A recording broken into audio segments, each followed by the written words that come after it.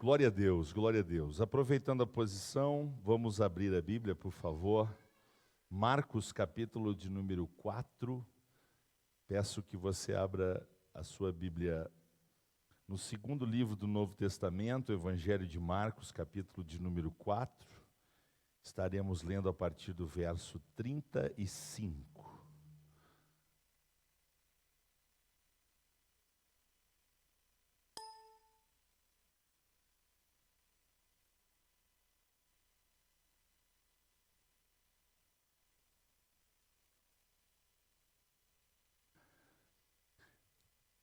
Marcos capítulo 4, a partir do verso 35. Posso ler? Diga sim. E naquele dia, sendo já tarde, disse-lhes: passemos para outra margem.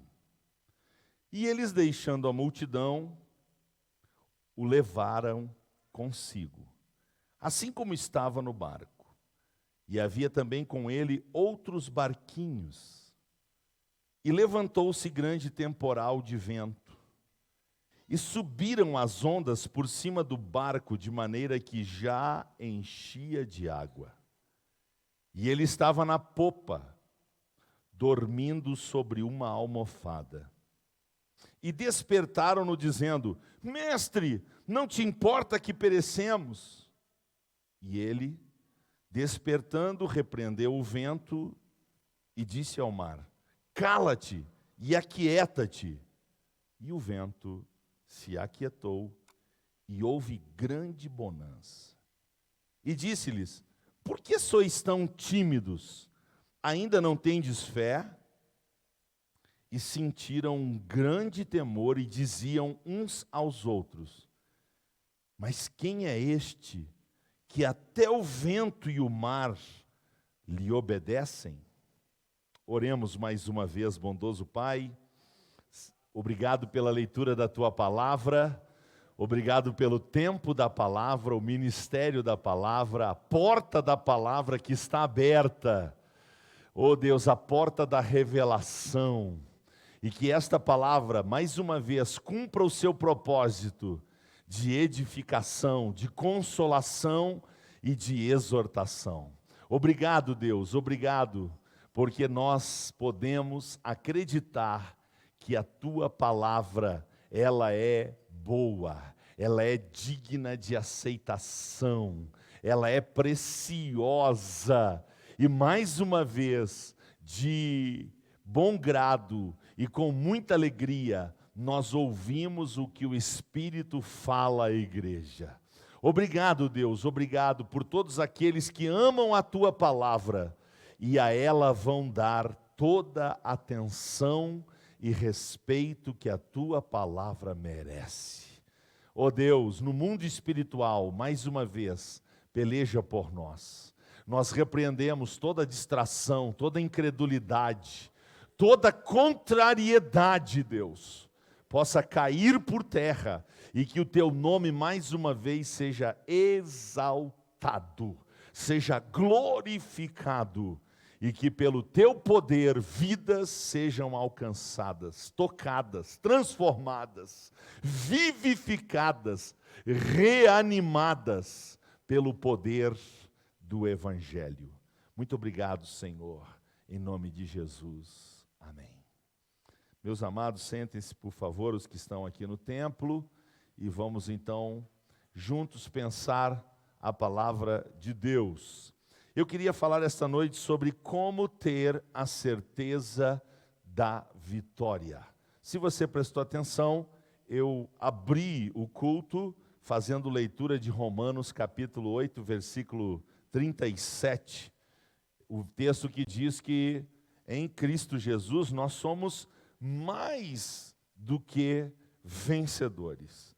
Então, como nós tomamos posse desta palavra, de que nós somos mais do que vencedores? Como viver uma vida coerente com esta afirmação?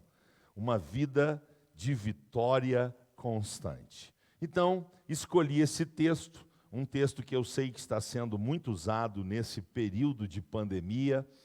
Tenho assistido algumas lives, algumas mensagens, e tenho observado que esse texto tem sido usado frequentemente pelos servos e servas do Senhor para trazer reflexões, e não é de estranhar, porque ele é um texto extremamente rico e de uma mensagem extraordinária. E nós vamos fazer uma análise de algumas verdades que saltam deste texto, que são completamente aplicáveis à nossa vida. E eu queria destacar aqui, inicialmente, 4 verdades acerca deste texto, que fala de uma tempestade, que fala de um temporal. E esse temporal, então, representa as adversidades da vida. Esse temporal representa, por exemplo, a pandemia que o mundo está vivendo, está experimentando aí de forma praticamente global. Então, esse temporal que se levanta no versículo 37, essa tempestade que se arma muito rapidamente, ela inicialmente, ela ensina 4 coisas importantes. Número 1, as tempestades são inevitáveis. As tempestades são inevitáveis. Ou seja, tempestade chega para todos. A tempestade chega na vida de todos. E ela não escolhe nem pobre, nem rico. Ela não escolhe doutores ou analfabetos. Ela não escolhe jovens ou velhos. Ela não quer saber se a pessoa é um ateu ou se é um religioso. Ela não quer saber se a pessoa é fiel ao Senhor, obediente a Deus, ou se é uma pessoa infiel. As tempestades são inevitáveis. As tempestades vêm, assolam a vida de todas as pessoas. Em segundo lugar, pensar sobre tempestades é lembrar que as tempestades são imprevisíveis. As tempestades costumam chegar de surpresa. Elas não costumam avisar com muita antecedência. Claro que hoje a gente tem sistemas que podem anunciar uma tempestade com horas, até dias de antecedência, e isso ajuda principalmente quem trabalha nos mares, né? Em alto mar, quem trabalha com grandes embarcações ou pequenas embarcações em alto mar, são muito favoráveis. Inclusive ninguém sai sem olhar a previsão, para justamente não correr risco de, no meio de uma tempestade, ser assolado. Mas é muito difícil conversar com pessoas que trabalham pescando, têm a sua vida de trabalho no mar. É muito difícil você encontrar alguém que nunca teve uma surpresa, uma tempestade que se armou tão rapidamente que, quando se vê, está levantada. E essa tempestade que acontecia no Mar da Galileia, ela não era algo tão incomum, ela tinha o seu fator natural, porque a geografia que cerca o Mar da Galileia favorece o surgimento repentino de ventos muito fortes em determinadas épocas, que promovem o aumento das ondas, o crescimento das ondas e tempestades. Esse é o aspecto natural, ainda que depois eu vou falar de um outro aspecto que é interessante e vale a pena a gente pensar sobre ele. Então, as tempestades são imprevisíveis. Sabe aquele acidente que você não esperava e aconteceu? Sabe aquela consultinha básica do check-up que você foi fazer e, ao constatar os exames, o médico tem uma péssima notícia para te dar e te diz que você tem uma doença nada simples? Sabe aquele dia que você é chamado e você vai bem tranquilo ao encontro do chefe, achando que é um aumento de salário, e na verdade ele vai te dar o aviso prévio e informar que você está desligado da empresa a partir daquela data. Isso pode acontecer a qualquer momento. A gente pode estar extremamente feliz, daqui um pouco toca o telefone, a notícia de que uma pessoa muito amada, muito querida, partiu para a eternidade. E aí, de uma hora para outra, levanta-se uma tempestade. Em terceiro lugar, eu queria lembrar você de que as tempestades, muitas vezes, são inadministráveis. Ou seja, existem tempestades na vida que você perde totalmente o controle da situação. Existem temporais na nossa vida que a gente mesmo se batendo para cá, para lá, você consegue, pela experiência, e pensando em pescadores, né?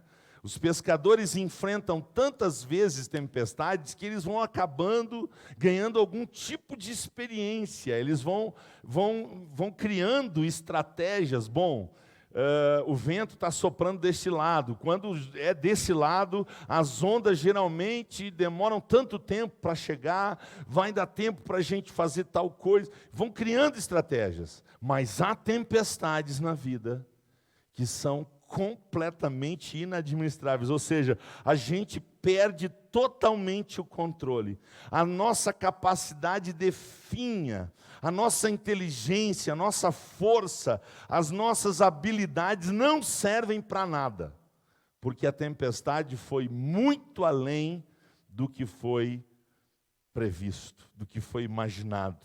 Então, existem tempestades na nossa vida que acontecem isso.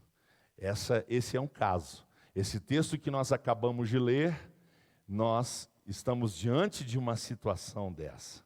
Em quarto lugar, eu queria lembrar vocês que as tempestades nunca surpreendem a Deus. Não existe uma tempestade que pode se levantar no universo que Deus não saiba de antemão que ela vai acontecer.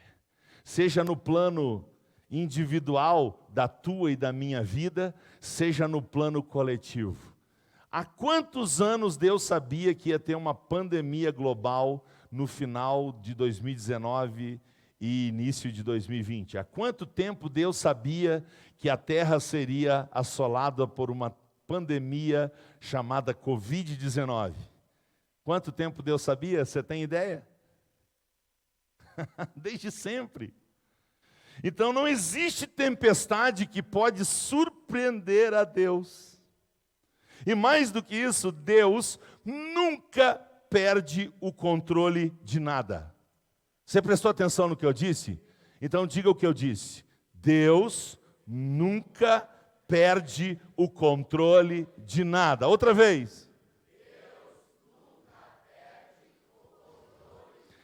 Você pode dizer isso em casa? Você que está em casa aí, você pode declarar. Se você fica constrangido de declarar em voz alta, declare com a sua mente. Deus nunca perde o controle de nada.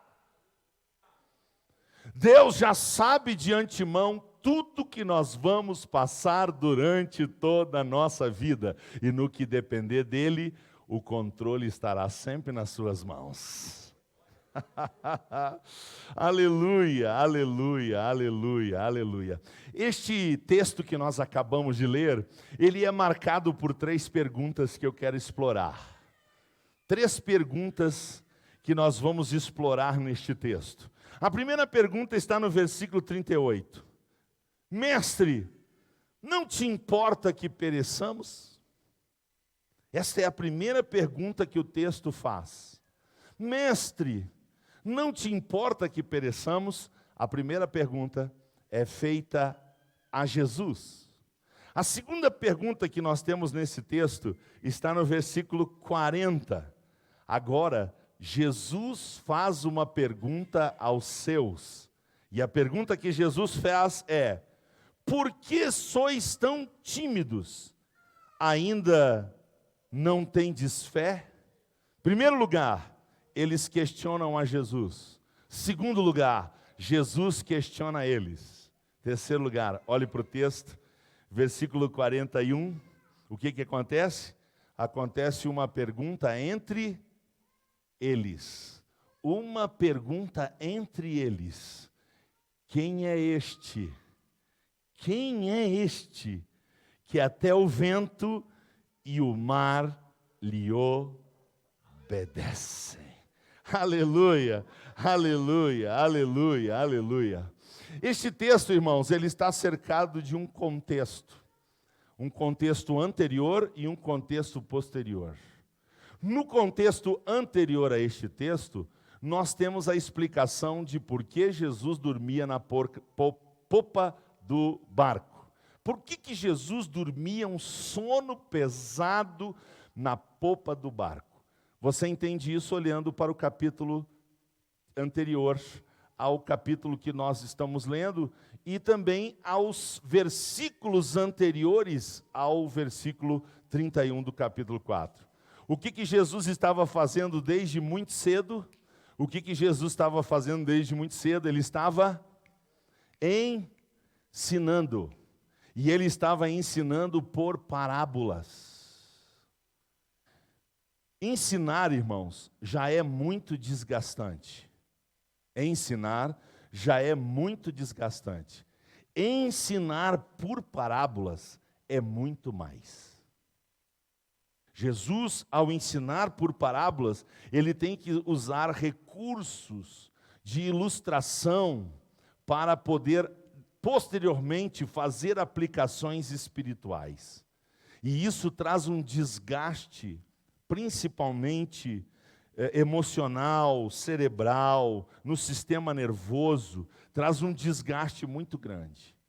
Há quem diga que o ensino, a pregação de uma mensagem que custa para nascer, ser estudada, ser aplicada, ser trazida, porque em termos de Bíblia a gente não pode errar. É texto sagrado, é texto divino, é palavra de Deus. Nós temos que ser o mais preciso possível. Há quem diga que 1 hora de pregação é comparada a 8 horas de trabalho pesado, braçal. O desgaste que traz é comparado a um trabalho. Agora imagina Jesus o dia inteiro ensinando. E grande parte do dia ensinando por parábolas. Quando chegou o final da tarde, e Jesus quer ir para a outra banda, ele quer aproveitar esse intervalo para descansar. E é isso que ele vai fazer. Ele deita no barco, ele encosta a cabeça numa almofada, na popa do barco, e ele dorme um sono profundo. Um sono de quem realmente está cansado.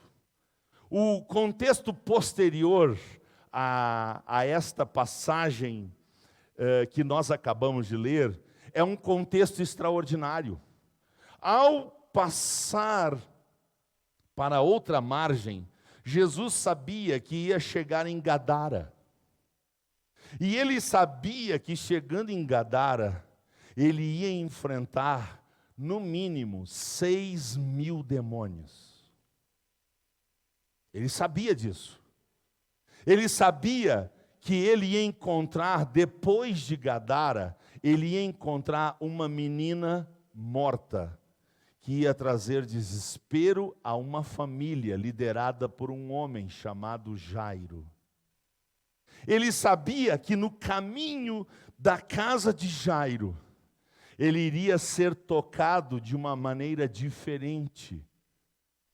E dele ia sair poder, ia sair uma virtude, ia sair uma autoridade. E ele ficaria ainda mais desgastado por todas essas experiências. Se fosse só por Gadara enfrentar uma legião de demônios, já seria um desgaste extraordinário. Mas além disso, ele ainda vai fazer outras coisas. Esse é o nosso contexto. E, meus irmãos, É fácil de entender uma tempestade na nossa vida quando nós estamos vivendo uma vida como de Jonas. É fácil entender a tempestade de Jonas. Deus mandou ele para um lado, ele foi para outro, completamente diferente. O que Jonas está fazendo naquele navio? Ele está fugindo da orientação divina. Jonas está em desobediência. Quando levanta uma tempestade e começa a assolar o navio, Jonas sabe que é por causa dele. E quando se lança sortes no navio e a sorte recai sobre Jonas, ele sabe que ele é o problema. Então aquela tempestade não é estranha. Agora, e quando os discípulos estão obedecendo Jesus, e quando Jesus está fazendo a obra de Deus aqui na terra, e quando o reino de Deus está sendo divulgado, proclamado, está sendo trazido ao coração de tantas pessoas, e de repente, do nada, se levanta uma tempestade tão violenta que os discípulos percebem que eles ficaram impotentes diante da tempestade. E eles observam: vamos morrer. Vamos morrer. Aí fica tudo mais difícil quando uma tempestade acontece na vida de um fiel. Na vida de alguém que ama Deus, busca o reino de Deus em primeiro lugar, procura ser o mais obediente possível ao Senhor, procura fazer tudo aquilo que está ao seu alcance pelo bem da obra de Deus, e de repente levanta uma tempestade contra a nossa vida, bagunça toda a nossa vida, e aí a gente, uau, o que está acontecendo? O que é normal a gente fazer? É normal vir os questionamentos. Eu estou falando isso para que você entenda que houve o primeiro questionamento. Mestre, não te importa que pereçamos? Quantas vezes a gente passa por apertos na vida, por sofrimentos na vida, por dificuldades na vida, e a gente clama, e pede solução, e pede resposta, e pede uma ação divina, e parece que simplesmente Deus decidiu ignorar a nossa vida. Ele não fala nada, ele fica em silêncio. Parece que realmente ele não está se importando com a nossa situação. E foi isso que eles disseram: mestre, tu não te importa? Nós estamos morrendo e o Senhor não se importa com isso.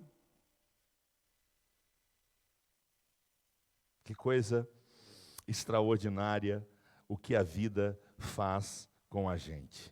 E se você não passou por fase de questionamentos, se você não passou ainda por tempestades violentas que nos fazem questionar algumas coisas que acontecem na nossa vida, eu tenho uma notícia para te dar. Prepare-se, essa tempestade vai chegar. Essa tempestade vai chegar. É por isso que nós temos que estreitar a nossa relação com Deus. É por isso que a gente tem que se aproximar de Deus de uma tal maneira que a gente tenha uma comunhão tão íntima com Ele, que quando a gente lhe pergunte alguma coisa, Ele esteja pronto a nos responder sem se ofender. E você vai pensar: mas e nós podemos fazer isto? Quando eu estudo a vida de Abraão, eu descubro que sim. Quando eu estudo a vida de Moisés, sabe o que eu descubro? Eu descubro que Deus pede autorização para Moisés. Moisés, posso destruir esse povo? Olha só. O Deus criador dos céus e da terra está pedindo para Moisés: Moisés, posso destruir o teu povo? E Moisés diz: tu pode até destruir o teu povo, desde que o Senhor me inclua nessa destruição. Começa por mim. E aí sabe o que Deus faz? Deus não destrói o povo por causa da conversa que ele teve com Moisés. Isso é intimidade, sim ou não? Nós temos que buscar uma vida de comunhão com o Senhor, principalmente para que quando cheguem esses momentos difíceis na nossa história, que lá em Efésios a Bíblia vai chamar de dia mau. Quando chegar o dia mau na nossa história, a gente tem esse relacionamento com Deus, para que quando a gente esteja passando por essa tempestade, a gente possa conversar com o Senhor e entender inclusive o seu silêncio. Deus tem direito de ficar em silêncio, sim ou não? Ele tem esse direito e eu quero glorificar o seu nome por isto. Aleluia. Então, nós podemos entender a pergunta que os discípulos fizeram para Jesus: Mestre, não te importa que pereçamos? Que coisa tremenda. Que coisa tremenda essa pergunta. Ela é muito abrangente. Mas antes de falar um pouquinho mais dela, eu queria levar você ao versículo inicial. Vamos ao versículo 35, por favor. Versículo de número 35, vamos olhar para ele. Eu queria convidar você a olhar para o texto. O dia já ia para o seu final, já era tarde, e Jesus então, seguindo a sua missão, vai falar algo muito importante. Vai falar algo muito importante. Vamos dizer o que Jesus disse? Ele disse: passemos para outra margem. Outra vez, o que ele disse? O que Jesus tem? Jesus tem um propósito. Jesus tem um propósito. Ele tem o propósito de passar para outra margem. Ele sabia que tinha o que fazer lá. Ele sabia que do outro lado da margem havia muito trabalho para fazer. E ele então estabelece esse propósito. Jesus disse que eles iam passar para outra travessia, para o outro lado. Eu pergunto para você, ele explicou como seria a travessia? Ele só disse: passemos para outra margem. Ele não disse como é que eles iam passar. Atenção, isso é muito importante. Jesus disse: nós vamos chegar do outro lado. Ele só não disse como. Ele não disse: nós vamos passar para o outro lado em bonança. Nós vamos passar para o outro lado de boas. Nós vamos passar para o outro lado bem tranquilinho. Vou até tirar um cochilo. Vai ser uma viagem molezinha. Ainda mais para vocês que são experientes navegadores. Ele não disse isso. Ele só disse: passemos para outra margem. O que Jesus tinha em primeiro lugar, ele tinha um propósito. Por favor, abra sua Bíblia em Provérbios 19, 21. Abra sua Bíblia em Provérbios 19, 21. Eu descubro algo extraordinário aqui sobre o propósito. Eu aprendo que eu tenho que viver com propósito. Eu aprendo que eu tenho que submeter ao propósito divino. Provérbios capítulo 19, versículo de número 21. Vamos ao texto. Muitos propósitos há no coração humano. Muitos propósitos há no coração humano. Certo? Eu vou estudar só o ensino fundamental. Depois eu vou me atirar na vida profissional. Não, eu vou completar o ensino médio. Depois que eu completar o ensino médio, eu vou começar a namorar. Não, eu vou primeiro concluir o curso superior. E depois que eu concluir o curso superior, então eu vou me preocupar em constituir uma família. Não, eu não quero saber de estudar. Eu só quero trabalhar, nem que eu trabalhe no pesado, eu não gosto de estudar, e com a força do meu braço, eu vou constituir a minha família, nem que ela seja bem simplesinha, mas eu não quero saber de estudar. Eu vou só trabalhar. Olha, quer saber de uma coisa? Eu vou estudar bastante, trabalhar bastante, mas família eu não quero. Eu quero ser um solteirão, eu quero ser uma solteirona, eu quero viver a minha vida independente e não quero saber de casamento. Muitos são os planos do coração. Muitas são as decisões que nós tomamos. Agora, qual a expectativa que Deus tem de nós? Você pode olhar para o texto em vez de olhar para mim? Qual a expectativa que Deus tem de nós? Que apesar de tudo isso que a gente planeja, e é bom planejar, é bom sonhar, é bom fazer planos na vida, o que Deus espera na nossa vida é que a gente se sujeite ao quê? Aos planos dele. Então, se eu sou filho de Deus, se eu sou sábio, tudo que eu projetar, eu vou colocar aos pés do Senhor. E vou dizer, Deus, o que eu estou fazendo está na direção do teu propósito? É esse o propósito que o Senhor tem para a minha vida? É essa expectativa que o Senhor tem de mim? Sabe por quê, Deus? Eu tenho muitos sonhos, eu tenho muitos desejos, mas o que eu mais quero é cumprir o teu propósito na minha vida. Ei, você pode fechar os seus olhos? Você pode levantar a mão direita ao céu e dizer, Deus, ei, eu queria ouvir vocês, Deus, tudo que eu quero é que se cumpram os teus planos na minha vida. Se os meus planos estiverem de acordo com os teus planos, confirma a obra das minhas mãos.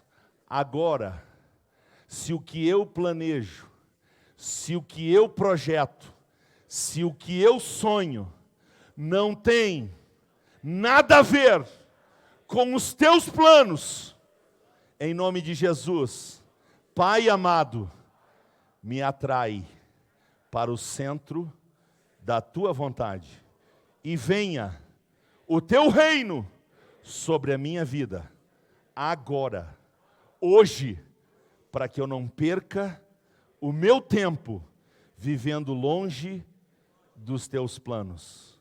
Quem acredita nisso pode aplaudir o Senhor, por favor. Aleluia. Nós te exaltamos, Deus, nós te exaltamos, Deus. Nós te exaltamos, nós te exaltamos. Quando a gente estuda sobre Jesus, a gente estuda sobre propósito. Humanamente falando, Jesus é o maior derrotado que a terra já viu. Humanamente falando, Jesus é um coitado. Se não, vejamos, nasceu numa estrebaria, filhos de pais tão pobres, que para apresentar ele no templo só tem um pombinho para dar. Viveu numa terra que ninguém acreditava que de lá podia sair alguma coisa boa. Viveu o tempo todo sem dinheiro. Escolheu para seguir ele traidor, negador e um bando de interesseiro. Quem vai sentar à direita ou à esquerda? Foi condenado do jeito mais vergonhoso que alguém pode ser condenado. Foi pendurado na cruz da forma mais vergonhosa que alguém pode. Morreu arrebentado, morreu zombado, morreu humilhado, morreu de uma forma terrível. Do ponto de vista humano, do ponto de vista do propósito de Deus, antes de morrer, Jesus diz, Pai, tudo que tu mandou fazer eu fiz. Está consumado. Aleluia! E quando ele ressurge, porque a morte matou ele, mas no domingo de manhã ele matou a morte. Aleluia! E ele se levanta vivo. Aleluia, todo poderoso. E ele disse, todo poder me é dado nos céus e na terra. E sabe qual é o testemunho acerca dele? Que nenhum outro nome há maior do que o nome dele. E ao nome dele, todos terão que se ajoelhar e confessar que ele é o Senhor, para a glória de Deus Pai. Quando eu estudo sobre Jesus, eu estudo sobre propósito. E eu descubro que nada mais importante na vida é do que estar no centro do propósito do Pai. Você está no centro do propósito do Pai, você é uma pessoa feliz. Você nem conhece o propósito do Pai para a sua vida, você nem sabe o que o Pai espera de você, bom, a sua vida ainda está desorientada. Então Jesus tinha um propósito. Vamos passar para outra margem. E aí, meus irmãos, precisa acontecer uma coisa que pouca gente gosta. Versículo, voltemos lá no nosso texto, base. Nós temos que fazer uma coisa que pouca gente gosta.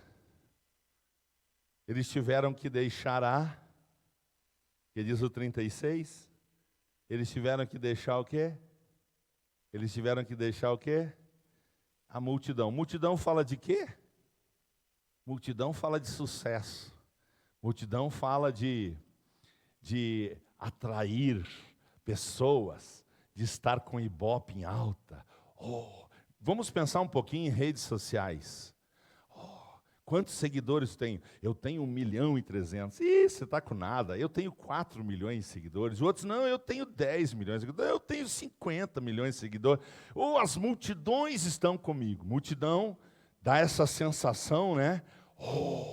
Tem uma multidão que segue ele. E Jesus, diz a Bíblia, nem um pouco preocupado com isso. Ele está focado em preparar 12 homens para uma grande missão. Então o que ele faz? Sem dificuldade nenhuma, ele deixa a multidão. A multidão vai ficar para trás. Eles precisam sim ir para o outro lado e encontrar uma outra multidão. Uma multidão de demônios. Jesus precisava encontrar uma outra multidão. 6.000 demônios na vida de um homem que ninguém podia mais com ele. Eles não sabiam mais o que fazer. Eu imagino que a comunidade já tinha, inclusive, tomado uma decisão. Nós vamos ter que matar esse rapaz. Prender com corrente não adianta mais. Não adianta, ele quebra as correntes. Segurar ele em casa não adianta, ele já está morando no cemitério. Ele já está se alimentando de coisa terrível. E o pior, ele já está violento, porque agora ele está se machucando com as pedras, mas daqui um pouco ele vai começar a tirar as pedras. Eu imagino que a alternativa para aquele rapaz era a pena de morte. Ele era um transtorno para Gadara. Ninguém mais sabia o que fazer, pois Jesus abre mão de uma multidão para ir ao encontro de outra multidão para promover uma grande libertação. Aleluia, esse Jesus é tremendo. Então ele tem um propósito, e para um propósito, não importa se ele vai ter que ficar de novo distante da multidão que lhe aplaude, que lhe procura, que se aproxima dele, que quer seus benefícios, não importa, ele tem um propósito. Glorificado seja o nome do Senhor por isso. Glória a Deus. Meus irmãos, versículo 37.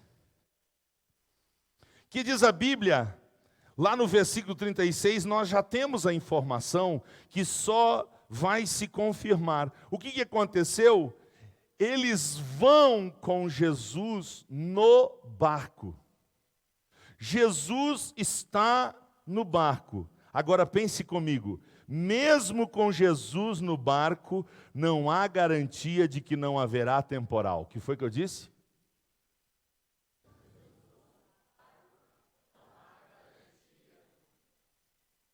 Então nós temos que ter cuidado com o corinho que a gente canta. A gente tem que ter cuidado com o corinho que a gente canta. Com Cristo no barco tudo vai muito bem. Precisamos deixar de cantar esse cântico? Não. Desde que a gente tenha a lembrança de que nem sempre a presença de Jesus no barco nos isentará das tempestades. Se você pensar, passemos para outra banda, se Jesus está no barco, nós vamos chegar na outra banda, tudo bem, com Cristo no barco, tudo vai terminar bem. Cantemos o cântico. Agora, se esse cântico servir para a gente, se Jesus está comigo, se Jesus está comigo, não vai ter problema. Eu vou escapar das tempestades, Ele vai me livrar dos problemas, Ele vai resolver tudo para mim. Não tem um cântico que diz isso? Não tem um cântico antigo que diz: Deus resolve os seus problemas, Deus resolve. Tem ou não tem?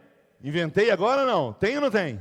Pois é, imagina, Deus resolve meus problemas. É maravilha, quem não quer esse Deus? Vou mostrar para vocês no texto que essa é uma característica humana. Mas veja só, mesmo com Jesus no barco, versículo 37, que diz o versículo: levantou-se um grande temporal. Vamos dizer? Levantou-se um grande temporal. Perdão, vamos de novo. E levantou-se... Mas eu pergunto, Jesus não estava no barco? Como é que levanta temporal com Jesus no barco? E grande. Temporal de vento na água, irmãos. Eu já tive essa experiência. Nem precisa ser um grande temporal de vento para você se pelar de medo dentro de um barquinho no mar. É horrível. Começou a dar um ventinho diferente no mar, vai começar as marolinhas. Só as marolinhas o barquinho já vai começar a fazer assim. Mas daqui um pouco essas marolinhas vão crescendo e daqui um pouco a água começa a entrar dentro do barquinho e aí começa a dar desespero. E não é grande temporal de vento. Agora imagina, levantou-se um grande temporal. Que coisa extraordinária. Eu preciso entender isto. Ei, diga depois de mim, a água representa nossa trajetória ou jornada aqui na terra. O que a água representa? Ok. Há garantia de que essa água vai ser sempre mansinha? Há garantia? Nenhuma. Não se iluda. Não se iluda. A água da vida geralmente vai ficar fora do barquinho. Mas vai ter momentos em que a água vai querer entrar no barquinho. E aí, se você não tiver controle sobre essa situação, água dentro do barquinho indica naufrágio. Ok? Segundo, diga depois de mim, o barco representa a minha vida física. O que o barco representa? O meu corpo. O barco representa. O mar representa a trajetória da vida. O meu corpo é o barco que vai atravessar essa jornada da vida representada pela água. E a tempestade? Diga depois de mim, a tempestade representa as circunstâncias da vida. Diga, ventos, ondas grandes, água no barco, perigo de naufrágio, barulho. Jesus está no barco, eles estão acostumados a fazer aquela viagenzinha ali, de 13 quilômetros, de uma margem à outra.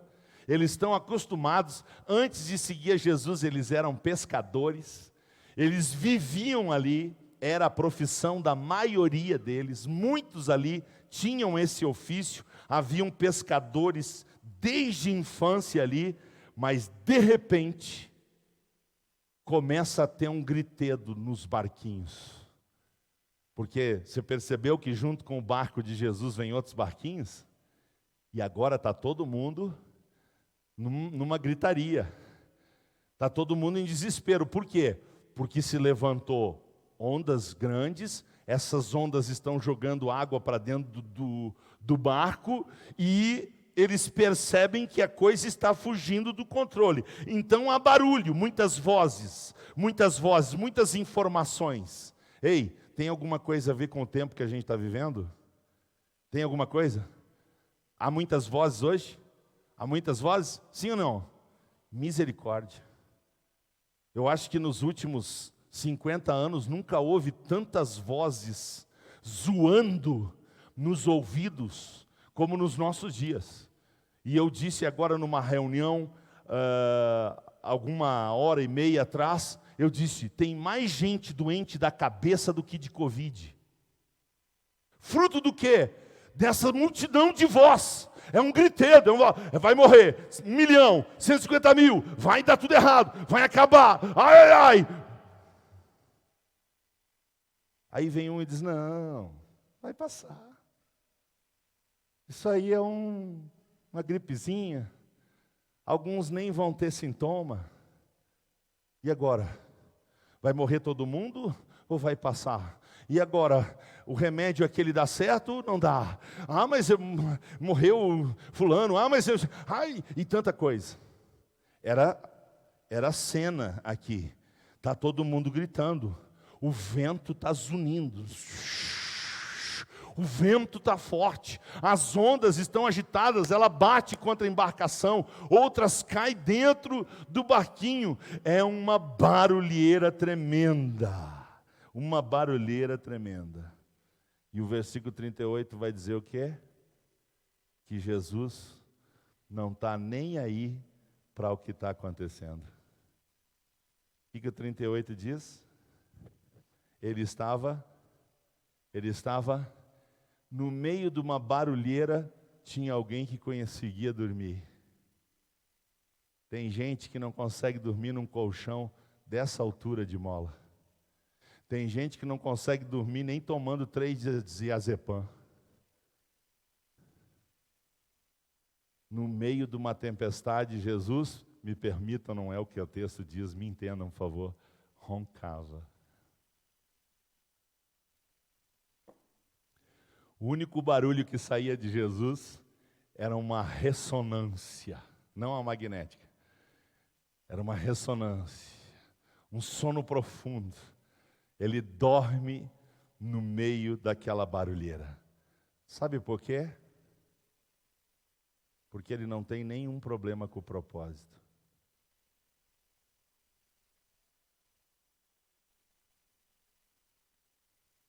Em paz me deitarei e logo pegarei no sono. Por quê? O Senhor me faz habitar em segurança. Quem está seguro? Quem está seguro?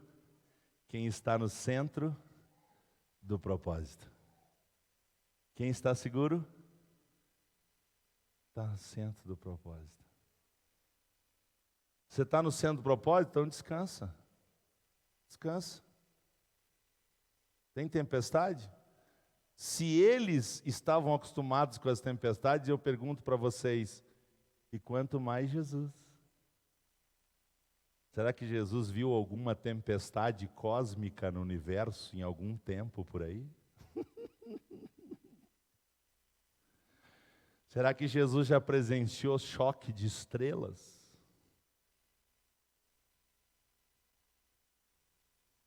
Jesus está mais acostumado com tempestade do que você pode imaginar.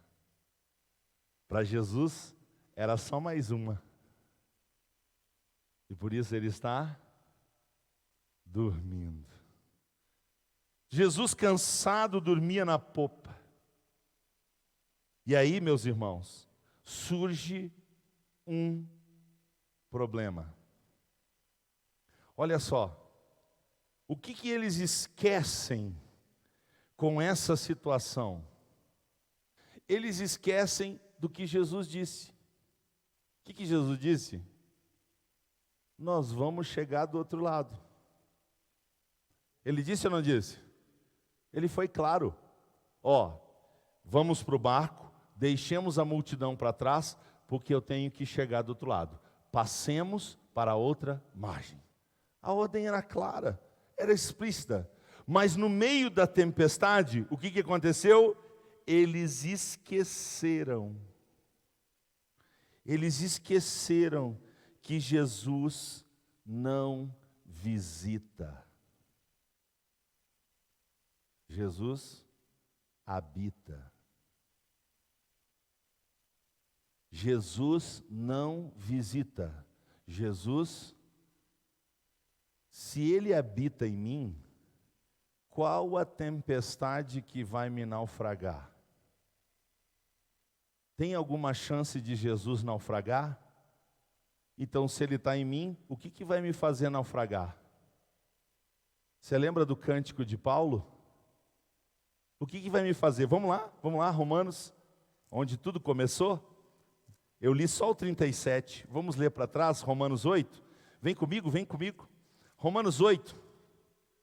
Se Cristo habita em mim, e eu pergunto, Cristo habita em ti?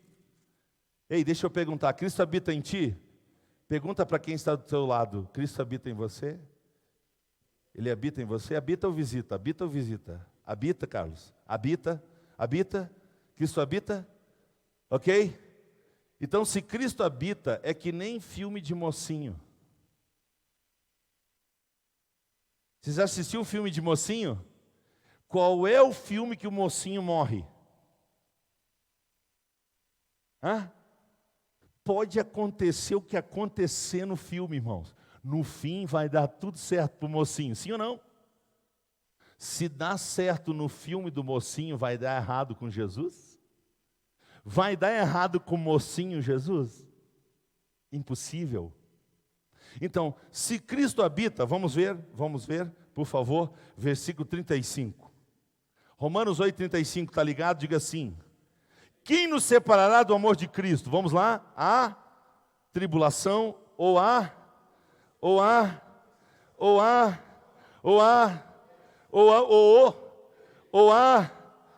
por amor de ti somos entregues à morte todo dia, fomos reputados como ovelhas para o matadouro, mas em todas essas coisas somos mais do que vencedores por aquele que nos amou, porque estou certo que nem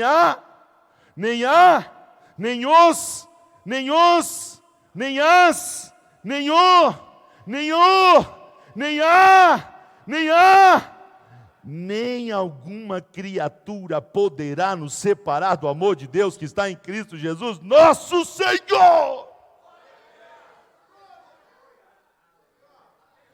As circunstâncias da vida, as tempestades da vida, a zoeira da vida, ela vem na tentativa de tentar eu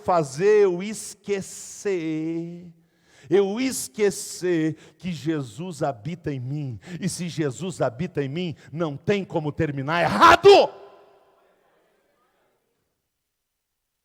Se você entender isso, meu Deus, me sinto altamente satisfeito. O que eu preciso entender? Que Jesus habita. Lamentavelmente, tem um monte de igreja por aí, um monte de pregador aí, dizendo que Jesus visitou a igreja. Que Jesus visitou não sei quem, que Jesus... Ei, no Novo Testamento isso não existe. Ele veio, complete a frase, ele veio para ficar. Ele veio, estarei com quanto? Mar da vida, meu barquinho, está no mar da vida, todos os dias. Ele disse que era nos dias bons, Ele disse que era nos dias ruins. O que ele falou? Todo dia o quê? Ele habita em mim. Ele habita em mim. Ele habita em mim. Eu vou temer o quê? Eu vou temer o quê? Se Ele habita em mim. Como é que vai dar errado se Ele habita em mim? Se você entendeu, somos mais do que vencedores. Por que nós somos mais do que vencedores? Porque Ele habita. Não tem como dar errado, gente.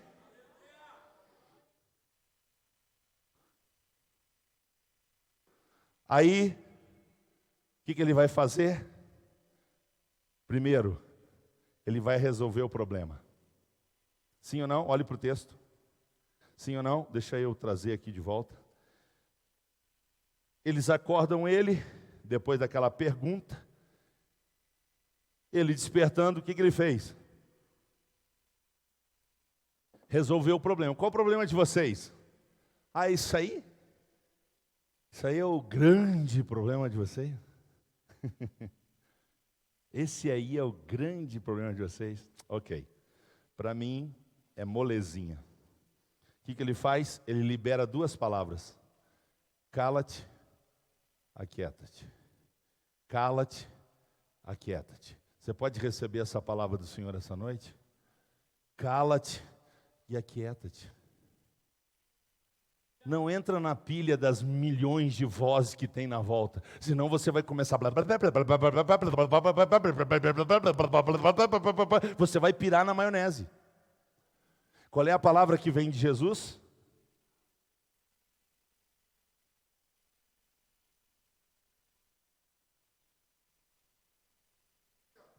Primeiro, ele resolve o problema. Segundo, ele cria um.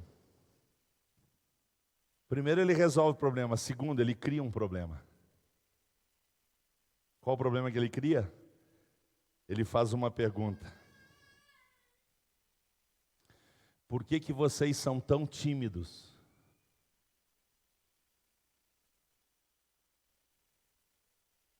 Por que vocês são tão covardes? Vocês não têm fé? O que Jesus revela com essa pergunta? O que Jesus revela com essa pergunta? Que eles não precisavam ter acordado Ele.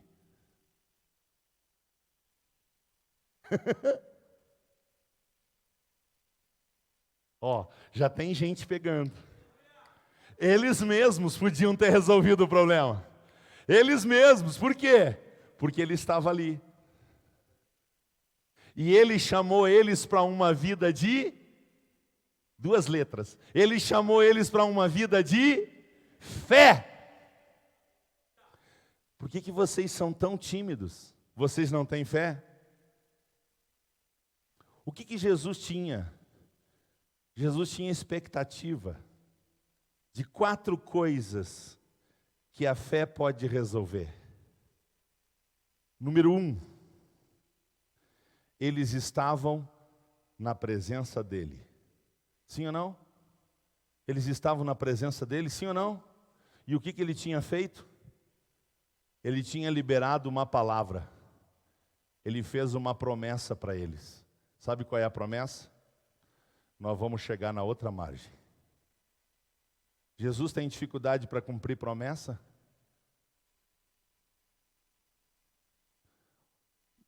Fé no que Ele diz. Qual era a expectativa que ele tinha?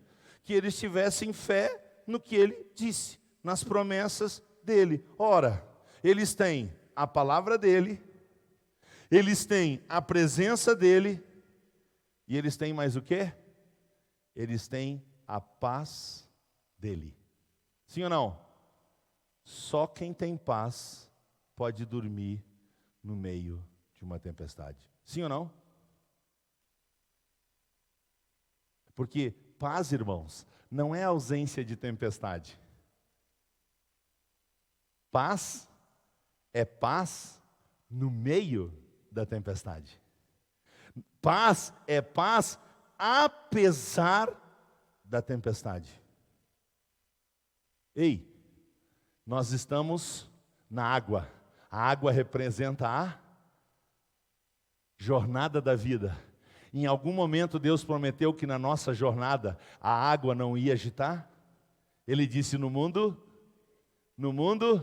então ele disse, não se turbe o vosso coração, fiquem eu deixo a minha, ei, você não quer turbulência? Tem um lugarzinho que é fantástico para você. Você não quer turbulência? Você não quer passar tempestade? Tem um lugarzinho maravilhoso para você. Alguns deles se chamam da paz. Cemitério. Cemitério da paz. Você vai lá, ninguém briga com ninguém. Ninguém fica doente. Ninguém tem problema de relacionamento com o vizinho. É um sossego. Você quer meditar? Vai no cemitério. O lugarzinho de paz. Esses dias eu e a Miriam estavam caminhando do lado do cemitério, olhamos para esses vizinhos aqui, ó. Esses vizinhos não tem problema com esse. Só se eles forem doidinhos. Né? Então, se você não quer turbulência na caminhada da vida, peça para o Senhor te levar para a terra dos pés juntos. E escolhe, eu quero ser sepultado no cemitério da paz. Agora, se você gosta de viver, se você tem prazer na vida, ei, a vida promove turbulências. Mas ei, habita em nós o dono da paz. O dono da paz. O dono da paz. Pode estar tudo virado de perna para o ar ao redor, mas se o dono da paz habita em mim, eu vou viver inquieto para quê? Número 1, diga a palavra de Deus. Número 2, diga a presença de Deus. Número 3, diga a paz de Deus. Número 4, diga poder de Deus. Onde é que ele revela o seu poder? Aquieta-te, cala-te. E se não foi suficiente, ele chega na margem, ele sai do barco e ele vai ao encontro de um homem que tem uma multidão dentro dele, uma multidão de demônios. Para encurtar a história, porque a hora chegou no fim, sabe o que acontece? O homem é liberto. Recupera a sua sã consciência, se veste normalmente e quer seguir a Jesus. E Jesus disse, não, tu vai ficar aqui, tem 10 cidades aqui para te evangelizar, vai e conta para eles o que eu fiz por você. Glorificado seja o nome do Senhor, porque Ele tem esse poder. No caminho da casa de Jairo, onde tem uma menina morta, uma mulher que tinha empreendido todas as suas forças, seus recursos, e não tinha mais onde procurar recurso, ela decide no seu coração, se eu ao menos tocar na orla do seu vestido, eu vou ficar curada. E sabe o que acontece? O poder de Deus se manifestou. Quando ele entra na casa de Jairo, ele diz para a menina, Talita cumi, que quer dizer, menina, levanta-te. A Bíblia diz que ela se levantou. Por quê? Porque o poder pertence a Ele. O poder pertence a Ele. O poder pertence a Ele. Você pode dizer para quem pertence o poder? O poder pertence a Ele. Então deixa eu dizer para vocês, já em fase de conclusão, a pior tempestade não é a externa. A pior tempestade é a interna. É quando a alma está agitada. O problema não está à volta está tudo bem. O problema está dentro. O problema é que a minha alma está agitada. O que é que faz a alma ficar perturbada? Falta de conhecimento. Quem conhece o Deus que tem, nunca vai ter problema dentro de si. Sabe por quê? Porque sabe que Ele tem tudo que eu acabei de dizer que Ele tem e muito mais. Aleluia. Agora, quem está com problemas internamente, vai ter que fazer a seguinte pergunta para nós encerrar, versículo 41. Quem é este? Quem é este?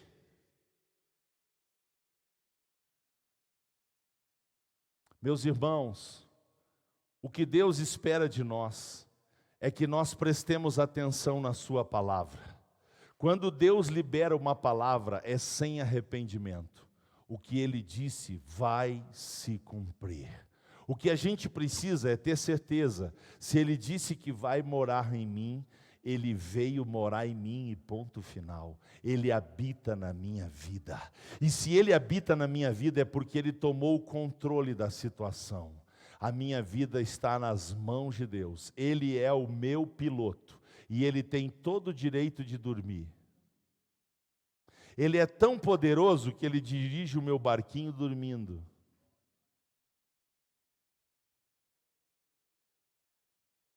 Eu não tenho que estar toda hora enchendo os tubos dele e pedindo. Me ajuda, me ajuda, me ajuda. Não. Eu posso, confiando na palavra dele, descansar que tudo que ele programou para a minha vida vai acontecer. Eu tenho só que entregar o controle. Porque quando eu entrego o controle, eu sei quem é ele. Agora, quando eu quero estar sempre no controlezinho, eu quero sempre fazer da minha vida o que eu quero, e quando não acontece o que eu quero, eu fico de beicinho, e dá uma agitação dentro de mim. Ei, eu estou revelando que o problema está na falta de conhecimento. Então, por favor, abra Hebreus capítulo 10, 19, e nós vamos encerrar o culto com este texto. De pé, por favor. Hebreus, capítulo de número 10, versículo 19 e 22.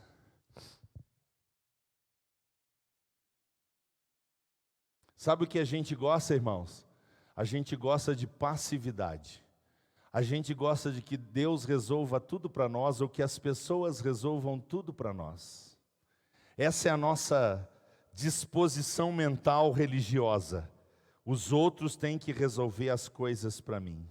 É uma atitude covarde, é uma atitude de timidez, de passividade, é uma atitude de esperar o tempo todo por uma oração, por uma unção, por uma resolução que vai vir da parte dos outros. Mas não é essa atitude que Deus espera de nós. Hebreus capítulo 10, versículo 19 diz assim: tendo, pois, irmãos o quê? Tendo, pois, irmãos, o quê? Para fazer o quê? Pelo sangue de Jesus, pelo novo e vivo caminho que Ele nos consagrou pelo véu, isto é, pela sua carne. Versículo 22, cheguemo-nos com verdadeiro coração, em inteireza, ou inteira certeza de quê?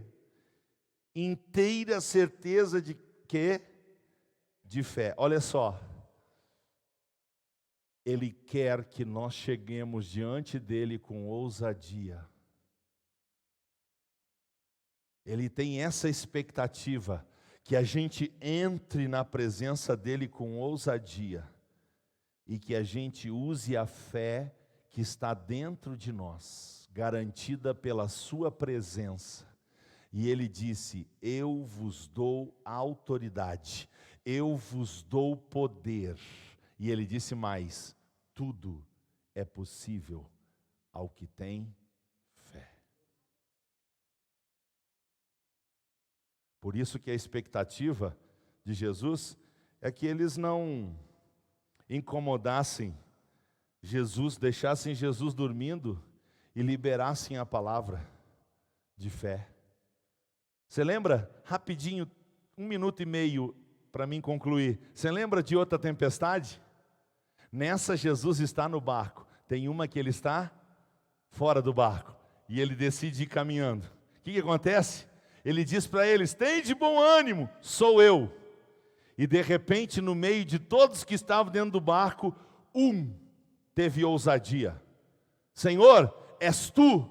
Então diz para mim ir aí. Pode vir. O que aconteceu? Pedro começou a caminhar, sim ou não? O que ele usou? A fé. E enquanto ele estava olhando para Jesus, ele estava caminhando sobre as águas. Quando ele olhou para a circunstância, afundou. Jesus quer que a gente afunde?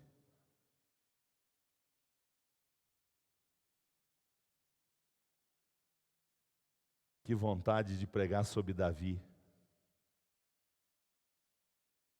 Davi sabia que quem ia derrubar o gigante era Deus, porque do Senhor é a guerra. Mas ele entendeu que Deus ia derrubar o gigante com ele tendo uma atitude de fé. Então ele pega 5 pedrinhas, afunda e vai. O gigante começa a afrontar ele. Tu acha que eu sou um cachorro, rapaz, para te vir com isso aí? Ele fecha os ouvidos para a voz do gigante. Ele se liga no céu. E aí ele gira e larga. Quem derrubou o gigante? Quem derrubou o gigante? Você tem dúvida? Você acha que foi aquela pedrinha? Foi a certeza que ele tinha, que o Deus que ele servia tinha poder para derrubar aquele gigante. Deus espera uma atitude de fé.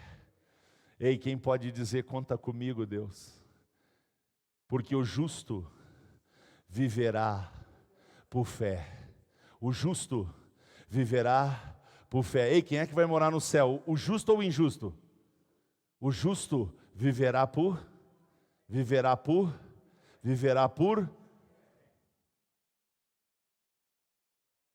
Vamos cantar? Glória a Deus. Cante com fé. Cante com fé que a tempestade vai aquietar. Cante com fé que Deus vai aquietar a tempestade. Só quem crê, declare.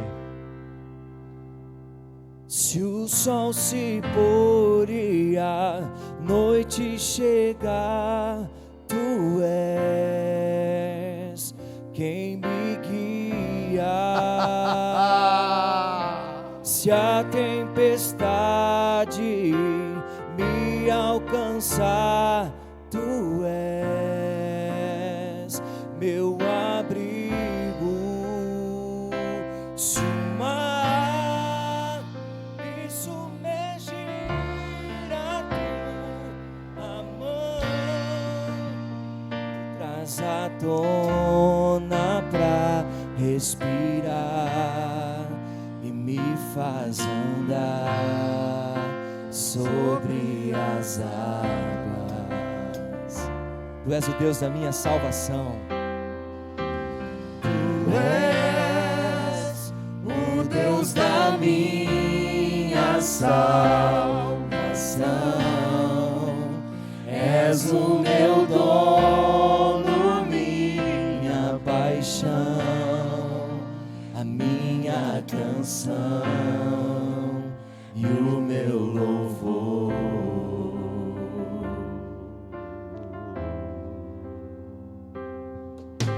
Se o sol se pôr e a noite chegar, tu és quem me guia. Declare essa canção. Se a tempestade pela fé me alcançar, tu és meu abrigo. Se o mar me submergir, a tua mão me traz à tona pra respirar e me faz andar sobre as águas. Tu és o Deus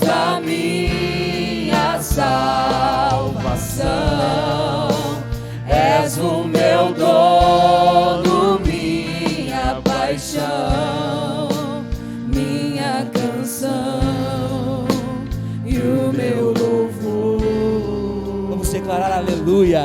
Aquele que vive, que reina para todo sempre. Aleluia.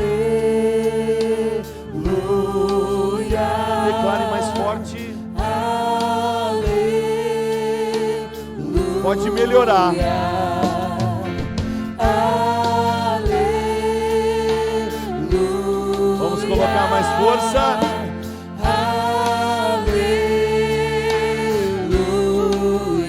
Vamos lá.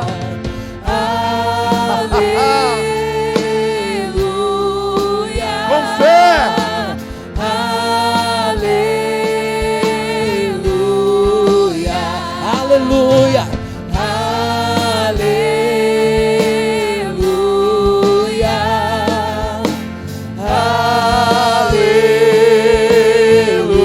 Se o mar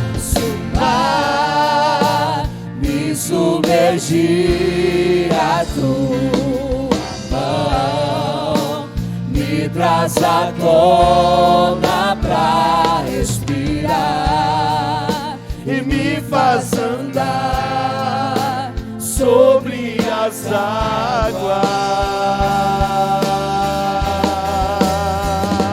Tu és o Deus da minha salvação, és o meu dono, minha paixão, minha canção e o meu louvor. Tu és o meu louvor. Irmãos, entendam uma coisa, por favor. Para viver por fé, você não precisa nem de um barco. Para viver por fé, você não precisa nem de um corpo físico. É por isso que o convite é para a gente andar e viver no... É para a gente andar e viver no... Andar e viver no Espírito é andar e viver na dimensão da fé. Se você quer andar na dimensão da fé, por favor, diga depois de mim: o problema não pode me paralisar. O problema vem para me levar para uma vida de ousadia e fé. Irmãos, olha só, eu nunca fiz um convite com a expectativa de que ninguém precise dele como hoje. Eu nunca fiz um convite com a expectativa de que ninguém precise dele como hoje. Porque se você não tem, vem aqui que eu tenho fé para você vencer a sua tempestade. Mas sabe no que está baseada a minha fé? Que você tem fé para mandar essa tempestade se aquietar. Você quer vir aqui na frente ou você quer usar sua fé onde você está? Você quer vir aqui na frente ou você quer usar essa fé onde você está? Você quer usar a fé onde está, né? Então se cumpriu a minha expectativa. Eu nunca fiz um convite com tanta expectativa de que você não precise da minha fé. Você só precisa da sua. Entra com ousadia na presença dele e mande embora essa tempestade. Manda embora essa tempestade. Manda esse vento aquietar. Manda esse mar se calar. Chega. Eu quero paz. Porque eu sou mais do que vencedor em Cristo Jesus. Por isso, Pai, eu quero te agradecer, porque eu preguei a palavra da fé, e agora eu vou fazer a oração da fé, não a minha somente, mas a de cada um, porque cada um aqui pela fé, vai mandar a sua tempestade agora, virar bonança. Só quem tem fé, para que a sua tempestade vire bonança, levante as duas mãos por favor, só quem tem fé. Só quem tem fé. Levantou as mãos, agora você decide. Bonança ou tempestade? Bonança ou tempestade? O que vai sair da sua boca? Ei, tá fraco. Eu não escutei. O que vai sair da sua boca? Ei, bonança no meio da tempestade. Bonança no meio da tempestade. O mundo está numa tempestade, mas eu estou em bonança. Por quê? Porque eu tenho a fé. O justo viverá da fé. Tudo é possível ao que crê. Ei, eu tenho uma impressão que Jesus merece o maior aplauso que você já deu para Ele. O dono da fé.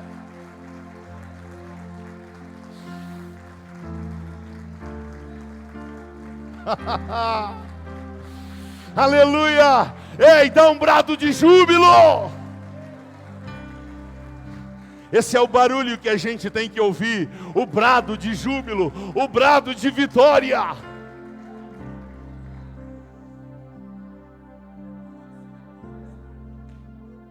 Davi fez mais com a espada de Golias do que com a espada de Saul.